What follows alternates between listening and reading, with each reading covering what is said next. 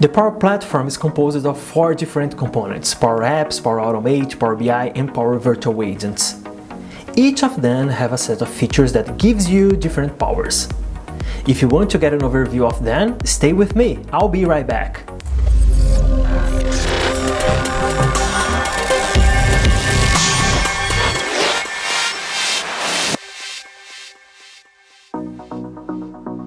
First, Power Platform solutions are for businesses, not for consumers.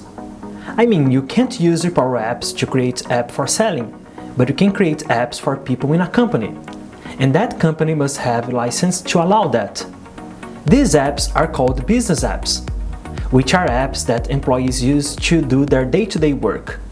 The Word and Excel from the Office package are among the best known business apps in the world, because many things we do in a company needs an electronic spreadsheet and a good text editor. Additionally, many companies rely on CRMs, customer relationship management, and ERPs, enterprise resource planning. But despite all these tools, many processes still have problems, such as lack of standardization, high human error rate, poor information quality, repetitive tasks, and inefficiency.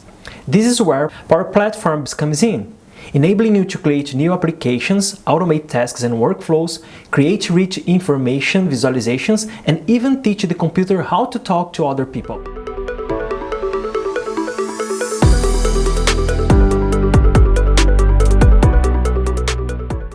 To give you an example, imagine an expense report where employees fill out an Excel and send it by email for approval by their superiors, which then must forward to the finance department.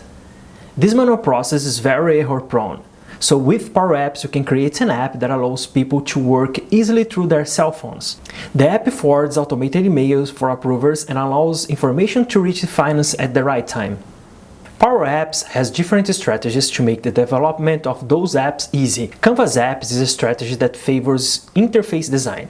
You have a lot of flexibility how your app will look like and how the user will interact with it. But when the data model is complex, model-driven app can be a better strategy.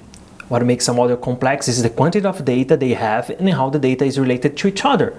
For example, you can have a table with your customer's information, but another related table to track the customer's issues, and so on. But maybe facing a scenario where the portals is the most suitable for sharing information with external and internal people. To decide which is the best strategy, it's necessary to know the business requirements. But as soon as you understand the requirements, those different strategies and the low-code capabilities can really make the implementation easy.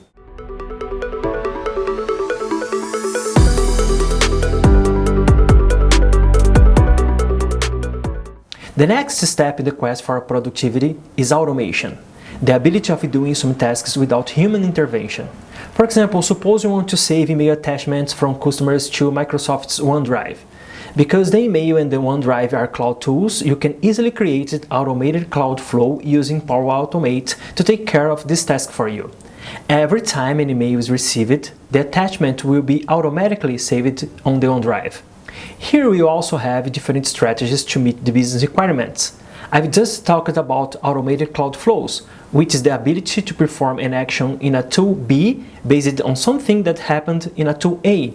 On the other hand, with Power Apps installed on the phone, you can have a custom button so you decide when a flow should be triggered. In this case, because you need to press a button, it might seem like there is nothing automated. But remember, you are triggering a flow that can do a lot of things like extracting information from one place, filling it in another, and sending it somewhere else. You just have to decide manually through your cell phone when it should be triggered. But if you know beforehand when the flow should be triggered, you can create scheduled flows. Let's say, for example, that every Monday you want to grab a file somewhere in the cloud and send to a group of people. Instead of doing this manually, you can create a scheduled flow. Now, the desktop flow allows the computer to grab information from one place and type it in another. This is what they call RPA, Robotic Process Automation. The routine responsible for type is a robot, and I'm sorry if you expected to see a little metal creature here. Finally, when the process tasks are performed always in the same sequence between different people and departments, we can use a business process flow that guarantees that the sequence will always be respected, even though the people working on it are new employees. An example of this type of flow can be seen on a hiring process, which may involve data collection, document validation, equipment preparation, etc. An automated business flow will coordinate all these tasks for your company. So far, we've talked about 2 Power Platform components that helps people with their daily tasks. We've got to use your power to make people's lives easier, and they are gonna love you. But the good news don't stop here, because Power Apps has another component, perhaps the best known of them, very useful to generate insights and support decision making. I'm talking about Power BI.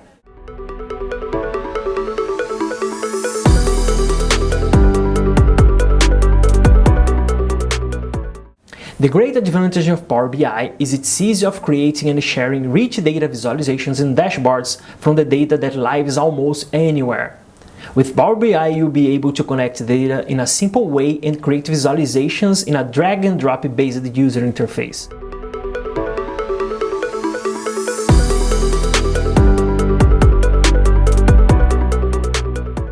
And last but not least, we have Power Virtual Agents, a way to create chatbots that can answer questions posed by your customers, other employees, or visitors to your website or service. And as always, in a drag-and-drop based user interface, where you don't need to be an expert to take advantage of this artificial intelligence technique called natural language processing. It's amazing how you can create advanced things like this without much technical knowledge.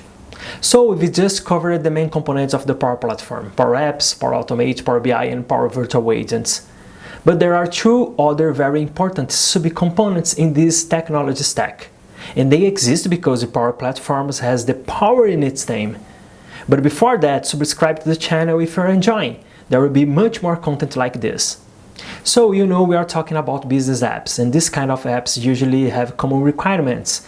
They need to avoid duplicated data, they need multi-language support, search and querying capabilities, logs to know what people are doing with their data, etc. And all of this is ready in the Dataverse.